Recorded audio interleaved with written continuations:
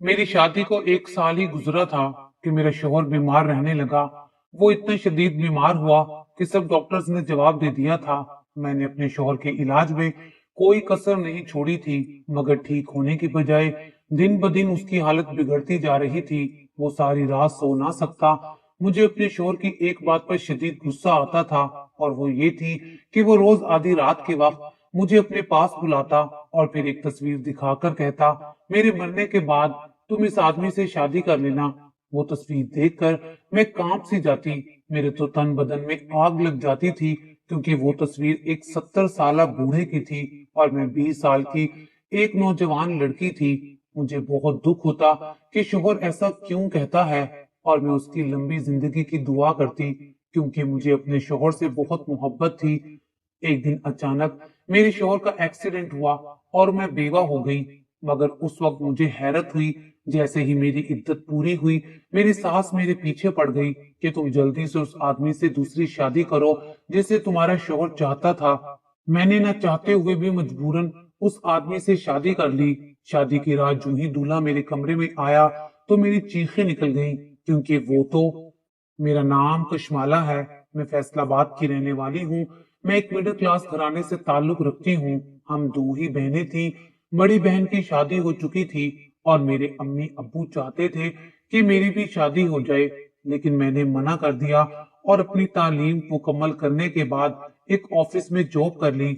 Office का माहौल बहुत अच्छा था। सब एक दूसरे से निहायत इज्जत और एहतराम से पेश आते। वहां का बॉस एक नरम दिल और 25 से 26 साल का एक नौजवान और खूबसूरत लड़का था। ऑफिस की तकरीबन सारी लड़कियां बॉस के आगे पीछे फिरा करती थीं। हर लड़की ये चाहती थी कि वो बॉस को अपने हुस्न में फंसाकर शादी कर ले। अच्छा तो मुझे भी वो लगता था, मगर मेरी तरबियत हरगिज ऐसी ना थी कि मैं उसको अपनी जानिब माइल करूं।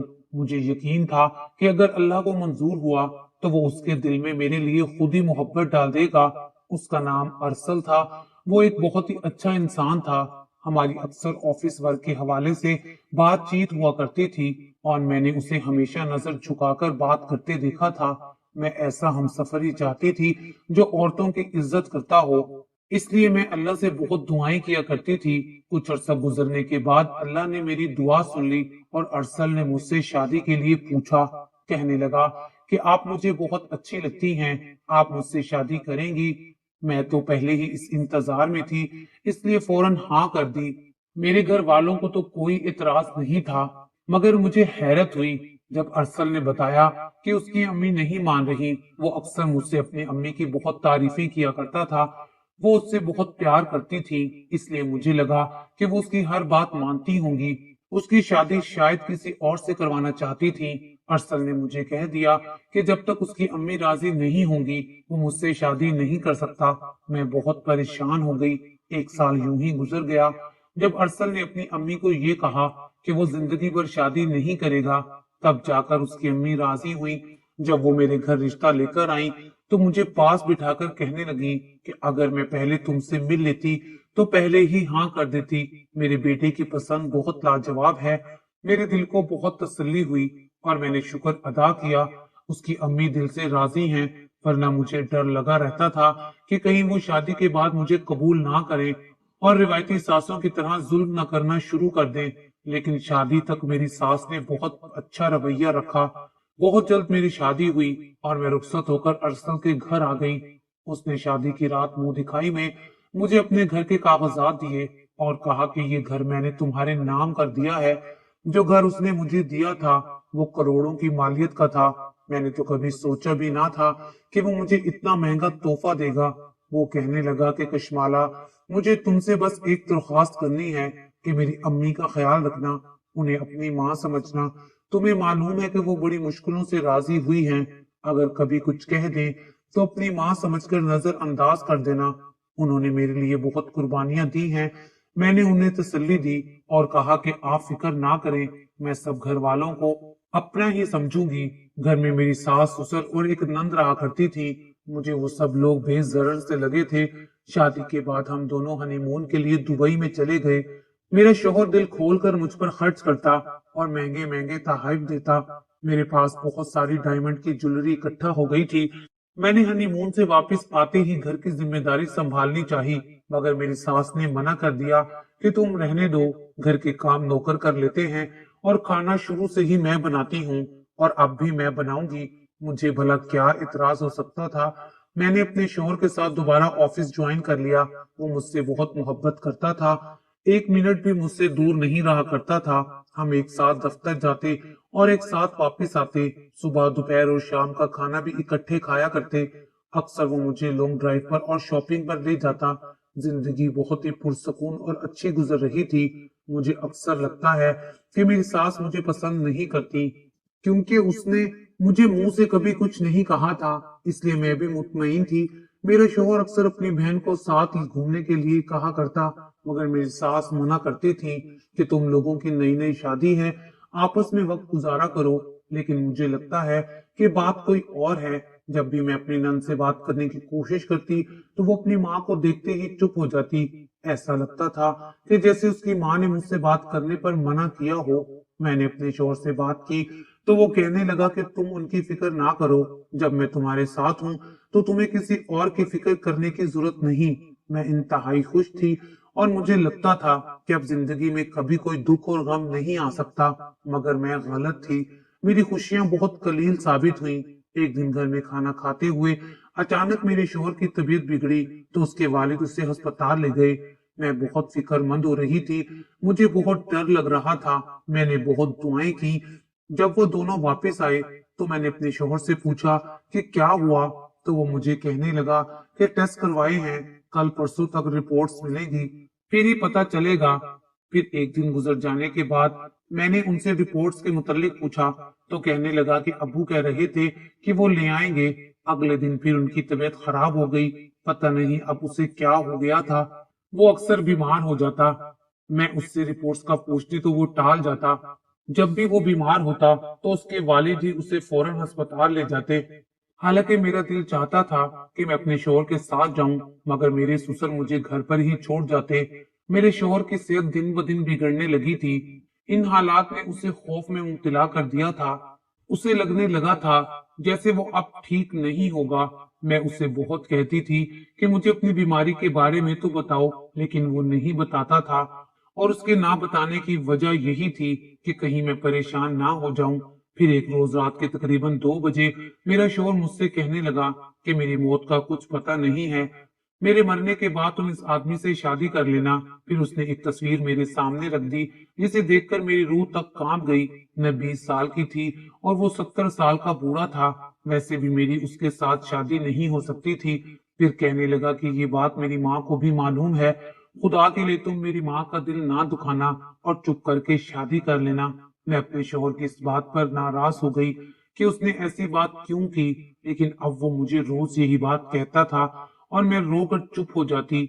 मेरा शोहर अपनी माँ के साथ अब काफी वक्त गुजारने लगा था। मेरे पास जब भी आता अपने मरने ही की बातें किया करता। मुझे उसकी बातों से बहुत दुख हुआ करता। मैं दहल जाती और अल्लाह से उसकी लंबी जिंदगी की दुआएं मांगती। मुझे अपने शोहर से बहुत मोहब्बत थी और मैं हरगिज उसको खोना नहीं चाहती थी। लेकिन मेरी दुआएं किसी काम ना आईं और वही हुआ जिसका डर मेरे शोहर को लगा रहता था। उस दिन खाना खाते ही मेरे पेट में बहुत दर्द होने लगा, इसलिए मैं ऑफिस नहीं गई।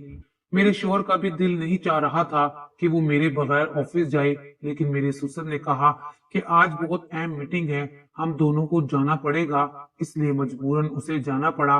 और शाम को खबर मिली कि दफ्तर से वापसी पर उसका एक्सीडेंट हो गया है। मैं जिस हाल में थी उस हाल में अस्पताल भागी। वो अपनी आखिरी सांसों पर था। उसने फिर मुझे मरते हुए वसीयत की और कहने लगा कि तुम्हें मेरी मोहब्बत की कसम, मेरे मरने के बाद दूसरी शादी उसी से करना जिससे मैंने तुम्हें कहा है। और उसने मेरे हाथों में दम तोड़ दिया। मेरी तो दुनिया ही अंधेर हो गई। मुझे लगा कि मैं जीते जी मर गई हूँ। मुझे अपने जवान शोहर की मौत का सब्र नहीं आता था। मैं उसे हर वक्त याद करती और रोती। मैं तो उसकी वसीयत को भी भूल चुकी थी, क्योंकि मेरा कोई इरादा नहीं था कि दूसरी शादी करूं। लेकिन मुझे उस वक्त बहुत हैरत हुई जब मेरी इद्दत पूरी हुई और मेरी सास मुझसे कहने लगी कि तुम दूसरी शादी की तैयारी करो। मैंने इनकार किया तो उसने कहा तुम्हारे शोहर ने तुम्हारी जिम्मेदारी मुझे सौंपी थी और मैं उसकी आखिरी ख्वाहिश जरूर पूरी करूंगी। मुझे अपनी सास और ससुर को देखकर बिल्कुल नहीं लग रहा था कि उन्हें अपने बेटे की मौत का जरा सा भी दुख है। उन्हें दुख होता तो वो ये बात मुझसे कुछ अरसे बाद करते। मुझे बहुत अफसोस हुआ था। मैं कभी भी दूसरी शादी ना करती। अगर मेरे शोहर ने मुझे वसीयत ना की होती। मेरे घर वाले मुझे लेने आए, मगर मेरी सास ने कहा कि मैं अब उसकी बेटी हूँ और वही मेरा हर फैसला करेंगे। मैंने अम्मी अब्बू को कह दिया कि मैं दूसरी शादी अपनी सास की पसंद से करूंगी। मेरे माँ बाप भी मुझसे नाराज होकर चले गए और मैंने अपनी सास को दूसरी शादी के लिए हाँ कर दी। मैंने कोई फरमाइश भी नहीं की थी, क्योंकि मैं बस अपने मरहूम शोहर की आखिरी ख्वाहिश पूरी करना चाहती थी। मेरी शादी हो गई। निकाह वाले दिन सब लोग अजीब अजीब बातें कर रहे थे। कभी मुझे बातें सुनाते और कभी मेरे साथ बैठे मेरे शोहर को। मुझे उनकी बातों की समझ नहीं आ रही थी और ना ही मैं समझना चाहती थी। मेरी दूसरी शादी में मेरे घर से कोई भी शरीक नहीं हुआ था। मेरा सादगी से निकाह कर दिया गया और मुझे मेरे कमरे में मेरी नंद छोड़ने आई थी। वो मुझे छोड़कर जल्दी से कमरे से बाहर चली गई। मैं उसे देखकर बहुत हैरान हुई थी। फिर मैं अपने दूसरे शोहर के बारे में सोचने लग पड़ी, क्योंकि मैंने उससे शादी तो कर ली थी, मगर अब मुझे डर लगना शुरू हो गया था। मेरा जिस्म खौफ से कांप रहा था। शादी की रात जब मेरा दूसरा शोहर कमरे में दाखिल हुआ तो उसे देखकर मेरी चीखें निकल गई, क्योंकि वो मेरा ससुर था। मैं चीखते हुए बेड से उठकर भागने लगी थी। तभी मेरे ससुर ने मेरा हाथ पकड़ लिया और कहा कि तुम्हारी दूसरी शादी मुझसे ही हुई है और मैं ही तुम्हारा दूसरा शोहर हूँ। मैं तस्वीर में उसे पहले देख तो चुकी थी, मगर आज सच में उसे अपने दूल्हे के रूप में देखकर हैरानी के मारे मेरी आंखें खुली की खुली रह गई थी। मुझे इस बात का यकीन नहीं आया और कह दिया कि मैंने मजबूर होकर आपसे शादी तो कर ली है, मगर ये सब गुनाह है। आप मेरे शोहर के वालिद हैं। आपकी और मेरी शादी कैसे हो सकती है? मेरा शोर सुनकर मेरी सास कमरे में आई और कहने लगी कि ज्यादा हंगामा करने की जरूरत नहीं है। हम अरसल के असल माँ बाप नहीं हैं। हमने उसे गोद लेकर पाला था जब वो 2 साल का था। इस लिहाज से वो हमारा हकीकी बेटा नहीं था और ये बात उसे भी मालूम थी। उसने मुझे इख्तियार दिया था कि मैं तुम्हारी शादी अपनी मर्जी से करूं, इसलिए मैंने तुम्हारी शादी अपने शोहर से करवा दी ताकि तुम हमेशा इसी घर में रहो। और अरसल की आखिरी ख्वाहिश थी कि तुम इस घर को छोड़कर कभी भी ना जाओ। मुझे यकीन नहीं आ रहा था कि अरसल ने कैसा फैसला कर दिया था। मेरी सास कहने लगी कि मैंने उसे अपना बेटा माना था, इसलिए दिल बड़ा करके तुमसे अपने शोहर की शादी करवा दी है। बजाय मेरा एहसान मानने के तुम उल्टा शोर कर रही हो। मैंने कहा कि आप दोनों जाएं यहाँ से। मेरी सास भी नहीं चाहती थी कि उसका शोहर मेरे पास कमरे में रहे। वो दोनों नाक मुंह चढ़ाते वहां से चले गए और मैं वहीं जमीन पर बैठ गई। जो इंकशाफात आज हुए थे उन्होंने मेरी जान निकाल दी थी। मुझे कभी अरसल ने नहीं बताया था कि ये उसके हकीकी घर वाले नहीं हैं। मैं जोर जोर से रोने लगी और अरसल की तस्वीर से कहने लगी कि आपने अच्छा नहीं किया मुझे छोड़कर और ये वसीयत करके। मैं सोच सोचकर पागल हो गई कि आखिर अरसल क्यों चाहता था कि मेरी शादी उसके बाप से हो। मेरे लिए तो ये एक बहुत बड़ी आजमाइश थी। मैं जिसको पहले ससुर और बाप का दर्जा दिया करती थी, अब वो मेरा शोहर है। सारी रात मैंने रो रो कर गुजार दी। सुबह मेरी नंद, या अब शायद उसे बेटी कहना चाहिए था, वो नाश्ता लेकर आई और कहने लगी कि अम्मी कह रही हैं कि नाश्ता कर लें। मैंने कहा कि मैं नहीं करूंगी और ऑफिस जाकर करूंगी। अभी मेरा दिल नहीं चाह रहा। मेरा दिल उस घर से भाग जाने को कर रहा था। सोचा था कि ऑफिस जाऊंगी तो दिल बहल जाएगा। थोड़ी देर बाद मेरा दूसरा शोहर कमरे में आया और कहने लगा कि तुम आज दफ्तर नहीं जाओगी बल्कि घर में ही रहोगी। मैंने पूछा कि क्यों नहीं जाऊंगी, तो कहने लगा कि अब तुम मेरी बीवी हो और मैं जो चाहूंगा तुम्हें वही करना होगा। तुम आज से दफ्तर नहीं जाओगी बल्कि मैं जाऊंगा और अब से दफ्तर के सारे मामलात मैं खुद देख लूंगा। मैंने गुस्से से कहा कि मैं दफ्तर जाऊंगी, तो कहने लगा कि अगर तुम नहीं चाहती कि मैं तुम्हारे कमरे में आकर तुम्हारे पास रहूं तो तुम्हें मेरी बात मानना पड़ेगी। तुमने अपनी मर्जी से शादी की है, किसी ने तुम्हें मजबूर नहीं किया था। अब तुम वही करोगी जो मैं चाहूंगा। मैं डर गई कि कहीं वो सच में मेरे कमरे में ही ना आकर रहने लग जाए। मैं उसकी 1 मिनट की मौजूदगी भी बर्दाश्त नहीं कर सकती थी, इसलिए चुप होकर रह गई और दफ्तर जाना छोड़ दिया। उन लोगों के रवैये देखकर अब कुछ कुछ मुझे समझ आने लगी थी कि मेरी दूसरी शादी क्यों करवाई गई थी। अरसल ने घर मेरे नाम किया हुआ था और अगर मैं यहाँ से चली जाती और किसी और से शादी कर लेती तो ये घर लाजमन उनके हाथों से निकल जाता। इसलिए मेरी सास ने अपने शोहर से मेरी शादी करवा दी और मेरी सोतन बन गई। मैं अब ज्यादातर अपना वक्त अपने कमरे में अरसल की यादों के साथ गुजार देती थी। कभी मुलाजमा खाना दे जाती तो कभी मैं खुद नीचे किचन में जाकर खा लेती थी। एक दिन मुझे किसी ने खाना ना दिया, मैं नीचे किचन में आ गई। खाना खाकर वापस जाने लगी तो वकील साहब को निकलते देखा। मुझे बड़ी हैरानी हुई कि वकील क्या करने आया है। मैंने मुलाजमा को बुलाकर पूछा तो कहने लगी कि बड़े साहब की वसीयत के बारे में बताने आए थे। खैर, मैं अपने कमरे में आ गई। कुछ दिनों बाद मेरा दूसरा शोहर कमरे में आया और दफ्तर के कुछ कागजात पर दस्तखत करवाए। उसके बाद वो अक्सर कोई न कोई ब्लैंक चेक या कागज साइन करवा लेता और मैं सिर्फ इसलिए कर देती क्योंकि वो कहता था कि अगर मैंने उसकी बात ना मानी तो वो कमरे में आकर रहने लग जाएगा और मैं ये किसी सूरत नहीं चाहती थी। मुझे उसकी शक्ल से भी अब नफरत होने लगी थी, इसलिए वो जो कहता था मैं मान लेती थी। एक दिन मैंने उन मियाँ बीवी की बातें सुनी। वो अरसल के बारे में ही बात कर रहे थे। मेरा शोहर कह रहा था कि अगर अरसल कुछ देर और जिंदा रह लेता तो हमें बहुत से फायदे हासिल होते, मगर बहुत जल्दी वो इस दुनिया से चला गया। अब वकील को ही मुट्ठी में करना पड़ेगा। मैं सोचने लगी कि उन्हें अरसल की दौलत की हवस होगी, तभी तो वो अरसल को मुट्ठी में करके मुझसे शादी की। मुझे इतना इल्म था कि ये घर मेरे नाम है, लेकिन अरसल ने और क्या वसीयत में लिखा था मुझे कुछ इल्म नहीं था। 2-3 बार वकील घर में आया था। मैंने उससे बात करने की कोशिश की, मगर मेरी सास जो कि मेरी सोतन थी, उसने मुझे उससे एक बार भी मिलने नहीं दिया। मैं जिंदगी से तंग आ गई थी। अब अक्सर मैं बीमार रहने लगी थी। एक दिन मुलाजमा ने मुझे चुपके से बताया कि मेरी सोतन मेरे खाने में कुछ मिला देती हैं, इसलिए मेरी तबीयत खराब हो जाती है। मुझे डर लगने लगा कि यूं लगता था कि मैं यहाँ मजीद कुछ अरसा रहूंगी तो मर जाऊंगी। सिर्फ इस घर के लिए मेरे साथ इतना कुछ हो रहा था। एक रात मैंने फैसला किया कि मैं अपने शोहर को कहती हूँ कि मुझे तलाक दे दे और ये घर खुद रख ले। मैं वक्त देखे बगैर उठ गई और उसके कमरे में जाने के लिए नीचे वाले पोर्शन में आ गई।